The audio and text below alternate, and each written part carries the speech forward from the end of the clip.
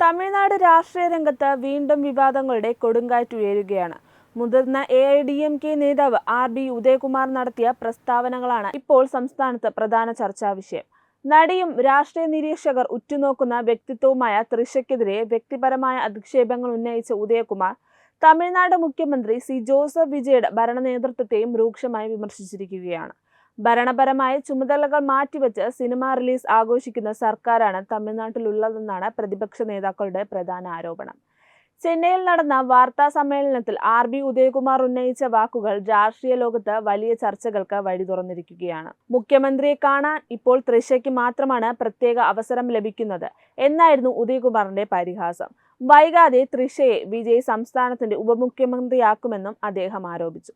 അർദ്ധരാത്രി 12 മണിക്ക് മുഖ്യമന്ത്രിക്കൊപ്പം കേക്ക് മുറിക്കാൻ വേറെ ആർക്കാണ് സാധിക്കുക എന്ന് ചോദിച്ചുകൊണ്ട് വ്യക്തിപരമായ അധിക്ഷേപങ്ങളുടെ പരിധി ലംഘിക്കുന്ന രീതിയിലായിരുന്നു അദ്ദേഹത്തിന്റെ പ്രസംഗം. വിജയുടെ അഭിനയ ജീവിതത്തിലെ അവസാന ചിത്രമായി പ്രഖ്യാപിക്കപ്പെട്ട ജനനായകൻ എന്ന സിനിമയുടെ റിലീസ് ദിനവുമായി ബന്ധപ്പെട്ടാണ് വിമർശനങ്ങൾ കൂടുതൽ ശക്തമായത്.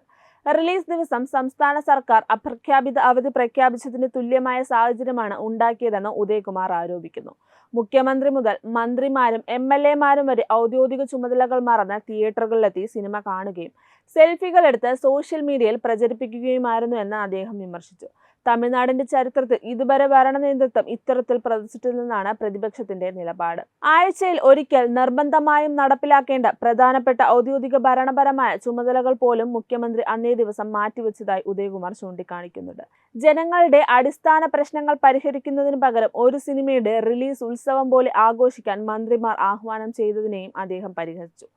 റിലീസുമായി ബന്ധപ്പെട്ട സംസ്ഥാനത്തിന്റെ വിവിധ ഭാഗങ്ങളിൽ ആരാധകർ നടത്തി അതിരുവിട്ട ആഘോഷങ്ങൾ ക്രമസമാധാന നില തകരാറിലാക്കാൻ കാരണമായെന്നും AIADMK ആരോപിക്കുന്നു. തമിഴ്നാട് നേരിടുന്ന ഗുരുതരമായ ജനകീയ പ്രശ്നങ്ങളെ സർക്കാർ പൂർണ്ണമായും അവഗണിക്കുകയാണെന്ന് വ്യക്തമാക്കുന്നുണ്ട്.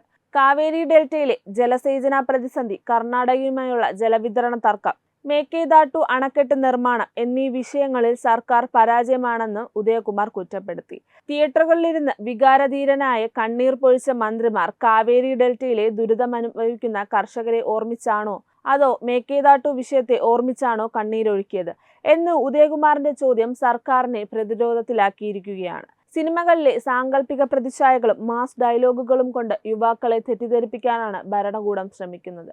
എന്നാൽ കാലം യാഥാർത്ഥ്യങ്ങളെ പുറത്തു കൊണ്ടുവരുമ്പോൾ ഈ സിനിമാറ്റിക് ഇമേജ് തകരുകയും ജനങ്ങൾ സത്യം തിരിച്ചറിയുകയും ചെയ്യുമെന്ന് പറഞ്ഞാണ് RB ഉദയകുമാർ തന്റെ വാക്കുകൾ അവസാനിപ്പിക്കുന്നത്. സിനിമാ മേഖലയും രാഷ്ട്രീയവും തമ്മിലുള്ള ഈ വലിയ പോരാട്ടം തമിഴ്നാട് രാഷ്ട്രീയത്തിൽ വരും ദിവസങ്ങളിൽ കൂടുതൽ ചൂട് പിടിപ്പിച്ച ചർച്ചകൾക്ക് വഴിവെക്കുമെന്ന് ഉറപ്പാണ്.